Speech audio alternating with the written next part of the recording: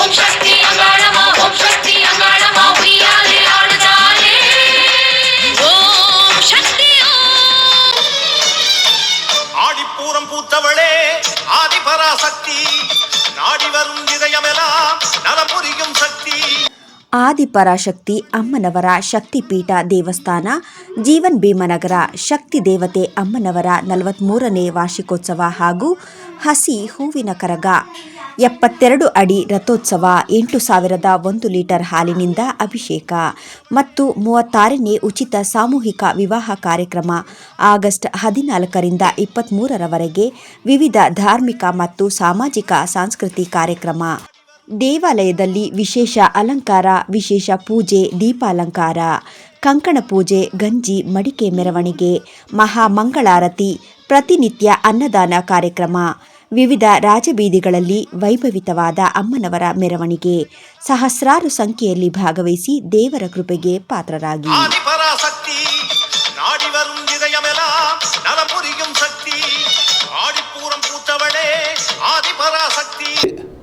ಆದಿಪರಾಶಕ್ತಿ ದೇವಸ್ಥಾನದಲ್ಲಿ ಪ್ರತಿ ವರ್ಷದಂತೆ ಈ ವರ್ಷವೂ 43ನೇ ವರ್ಷ. ತುಂಬ ಸಂತೋಷ. ಏಕೆಂದರೆ 43 ವರ್ಷಗಳ ಕಾಲ ನಾವೇ ನಿಂತು ನಮ್ಮ ಕೈಯಿಂದನೇ ಅಮ್ಮ ವಾರ್ಷಿಕೋತ್ಸವ ನಡೆಸ್ಕೊತಾ ಇದೆ 43 ವರ್ಷದಿಂದ. ಅಂದರೆ ತುಂಬ ತುಂಬ ತುಂಬ ಅಮ್ಮಗೆ ನಾವು ಎಷ್ಟು ಒಂದು ಕೃತಜ್ಞತೆ ಸಲ್ಲಿಸಬೇಕೋ ಸಾಲಲ್ಲ.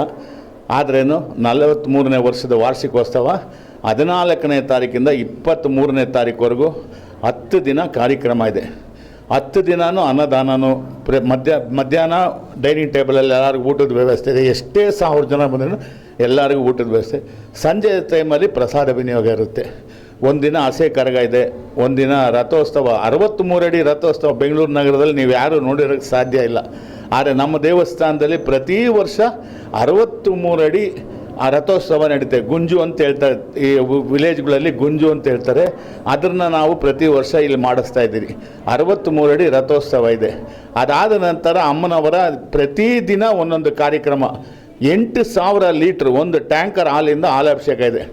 ಆಗಸ್ಟ್ 15ನೇ ತಾರೀಕಿಗೆ ಅಮ್ಮನ ಪ್ರತಿಷ್ಠಾಪನೆ ಮಾಡಿದ್ದು. ಅವತ್ತಿಂದ ಇವತ್ತವರೆಗೂ ಆಗಸ್ಟ್ 15ನೇ ತಾರೀಕು ಬಂತು ಅಂದರೆ ನಮ್ಮ ದೇವಸ್ಥಾನದಲ್ಲಿ ಏನೋ ದೇವಲೋಕ ಇದ್ದಂಗೆ ಇರುತ್ತೆ.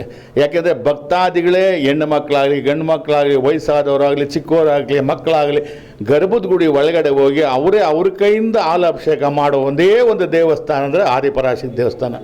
ಭಕ್ತಾದಿಗಳೇ ಅವರೇ ಒಳಗಡೆ ಬಂದು ಅವ್ರ ಕೈಯಿಂದನೇ ತಾಯಿ ಆದಿಪರಾಶಕ್ತಿಗೆ ಹಾಲಾಭಿಷೇಕ ಇದೆ. ಬೆಳಗ್ಗೆ 8 ಗಂಟೆ ಸ್ಟಾರ್ಟ್ ಆಯಿತು ಅಂದರೆ ಸಂಜೆ 7 ಗಂಟೆ ತನಕ ಹಾಲಾಭಿಷೇಕ ಇದೆ. ಅದೇ ರೀತಿ ಅಮ್ಮನವರ ಪ್ರತಿದಿನ ಒಂದೊಂದು ಕಾರ್ಯಕ್ರಮ. ಹಸೆ ಹೂವಿನ ಕರಗ ಇದು 37ನೇ ವರ್ಷ.